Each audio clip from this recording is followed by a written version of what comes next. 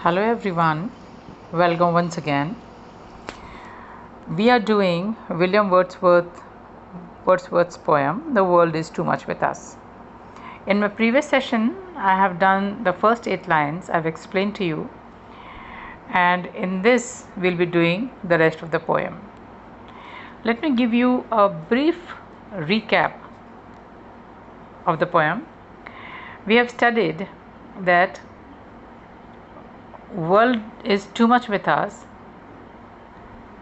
meditates on the way the modern world is overly commercialized, causing humans to become separate from nature. That is, because of the industrialization and modernization, people are going away from nature, and Wordsworth sees all the getting and spending as a waste of humanity's true purpose. He finds meaning in nature, but laments that his fellow human beings have given their hearts away, a sordid boon, to a lesser entity, that is, materialism, modernity, and economic gain. So now we will read the next 6 lines of the poem, that is the sestet of the poem. So we have read till here that for this and for everything we are out of tune. It moves us not, great God. I'd rather be a pagan, suckled in a creed outworn. So might I, standing on this pleasantly, have glimpses that would make me less forlorn.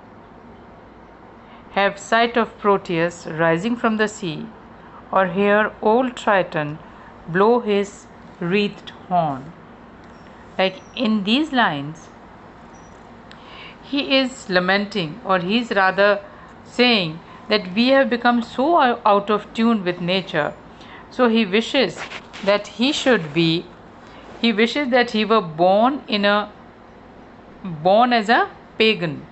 Now pagan are people, it's a creed that believes in nature. It is actually the Greeks and even the Hindus, they are pagans. They believe in nature and they believe in nature gods.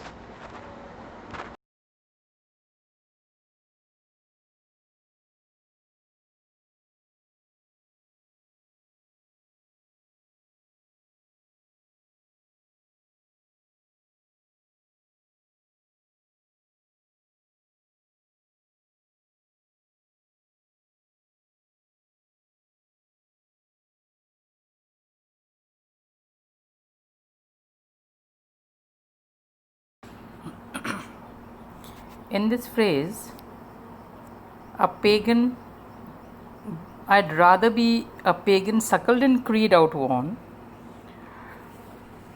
The speaker says that he wishes to be brought up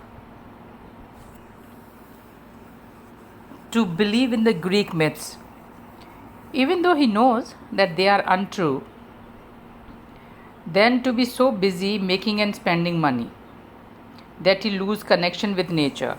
Now here Wordsworth says that he wants that I wish to be raised in a culture that worships many gods, as I told you, like Greek gods and Hindu gods. We Hindus, we believe in multiple gods. अपने हर चीज़ के देवता हैं, अग्नि के देवता हैं, बरसात के देवता हैं, पेड़ पौधों के देवता हैं, जैसे वन देवी है. So there are so many gods. समुद्र देवता हैं. सो we have many gods like Greek gods. So he's saying that I wish I could be brought up in that religion, in that creed which worships many gods. And then he says that so किस लिए, why he wants to be suckled in to be brought up in pagan culture, because so might I, standing on this pleasantly, have glimpses that would make me less forlorn. Lee means meadow. Pleasantly, Lee is a meadow. And then he said have glimpses. Glimpses are झलक, थोड़ा सा जो अपन देखते हैं, just a glimpse. That would make me less forlorn. Forlorn होता है अकेला, अकेलापन. तो he said that when there are so many gods here and there, even in the sea, if you go to the sea, if you go to the jungle, if you go anywhere, you can find God in any forms, everywhere. So he says that at least thinking about the God, that God might be present here, he will not feel lonely.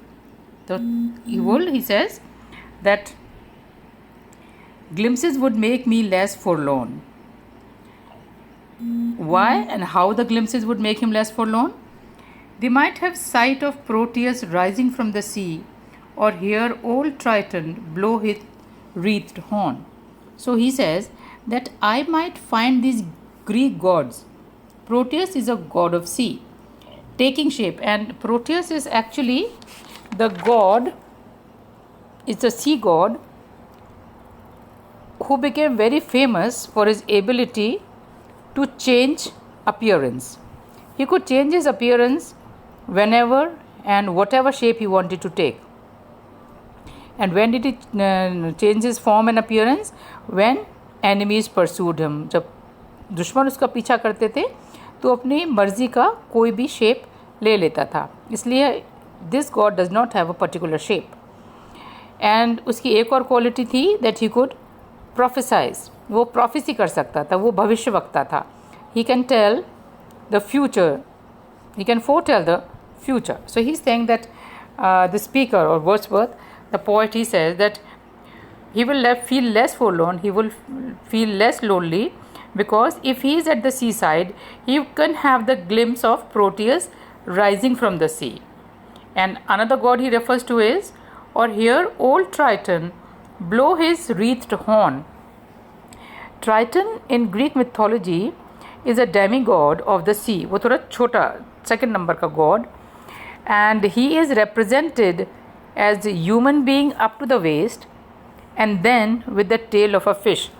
आधा human and आधा fish. I'll just show you his picture.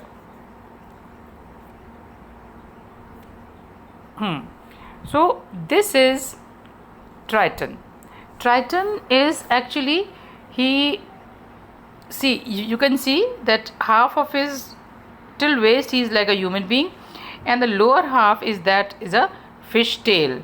So he is neither human nor fish. So he says, and what is his attribute?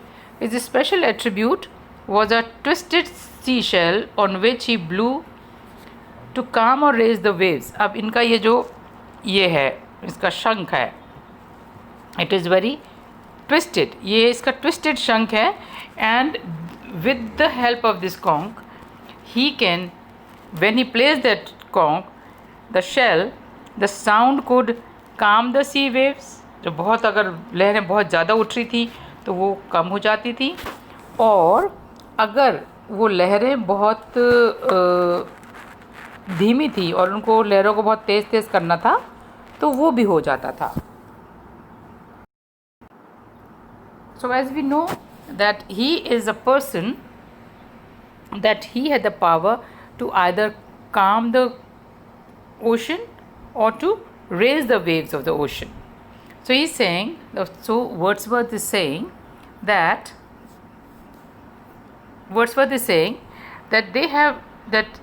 he might have the sight of Proteus rising from the sea, or hear old Triton blow his wreathed horn. कि जो Triton है, he is a legendary. He has a spiral grooved conch shell. Spiral grooved, मैंने अभी photo दिखाई थी आपको. तो he has that shell, and he could hear that shell. He could hear Triton blowing his horn. So in this way, Wordsworth says that I will feel that he would feel less lonely. What he's trying to say is that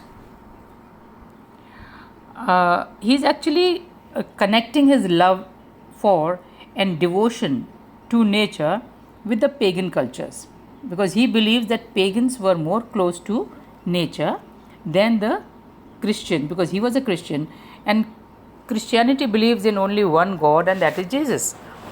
But pagans believed in multiple gods, like we believe in multiple gods. अगर आप लोगों को ध्यान हो कि अपने यहाँ कहानियों में बहुत ऐसा होता है कि शिव और पार्वती कभी विचरण पे गए, या पार्वती फिर कहती है कि भाई देखिए ये मनुष्य कितने दुखी हो रहे हैं और आप इनकी थोड़ा सा इनकी परेशानियाँ दूर करो, and all that.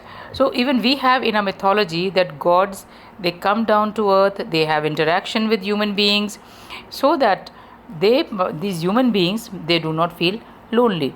So that was his thinking, that he seems to think that all of us must go back in time and travel to places and cultures where nature was respected and even worshipped. We Hindus, we Indians, we respect nature and we worship nature. And how do we worship nature? कैसे worship करते हैं हम nature को? That we worship Tulsi, we worship the trees. बड़ के पेड़ की भी पूजा करते हैं, पीपल के पेड़ की भी पूजा करते हैं, आंवले के पेड़ की भी पूजा होती है. So what is it showing? हम सूर्य देवता की भी पूजा करते हैं, हम इंद्रदेव की भी पूजा करते हैं. So what is it showing? That we are connected to nature in various ways. हम अग्नि की भी पूजा करते हैं, अग्नि देवता है. So that way we are closer to nature than the other, like according to Wordsworth, we are more close to nature than the Christians are. And actually this connection is also disrupted by the industrial revolution, by the commercialization, by going after money and the material things. So what happens is that he actually says about the spiritual loss that we have, and this tone of this poem is that of resignation. He suggests that the loss is permanent, and only a pagan tradition can bring us back to nature, because in that nature plays a larger role in human life, and it would also make us feel less forlorn. So I hope that you have understood this poem. And what is the theme? If I'll just give you a brief theme of this poem. What is this poem? In this poem, the speaker describes humankind's relationship with the natural world in terms of loss.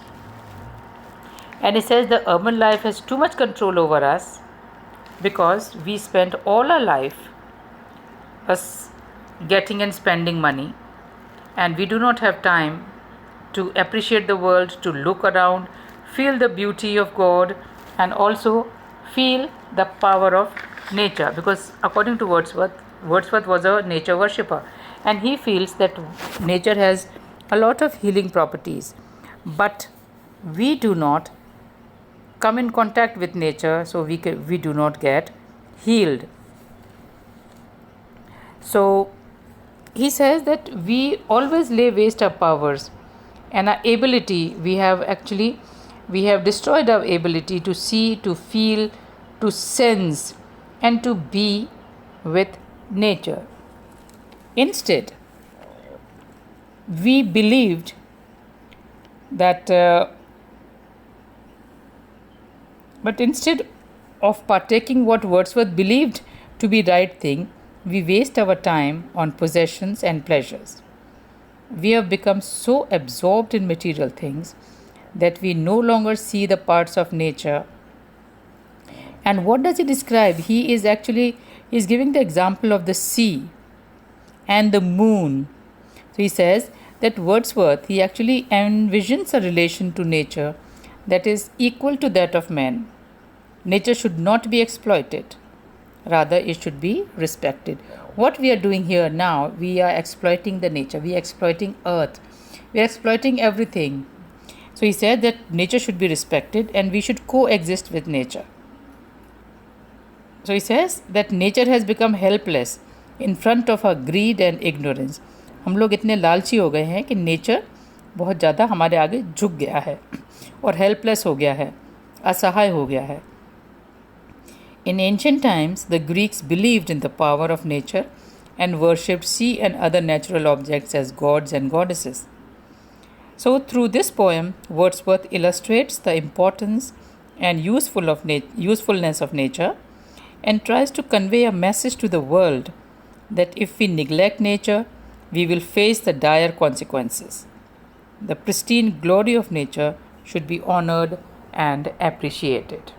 So I hope you have understood the poem, and I will be posting the notes on the WhatsApp group, so you consult those notes.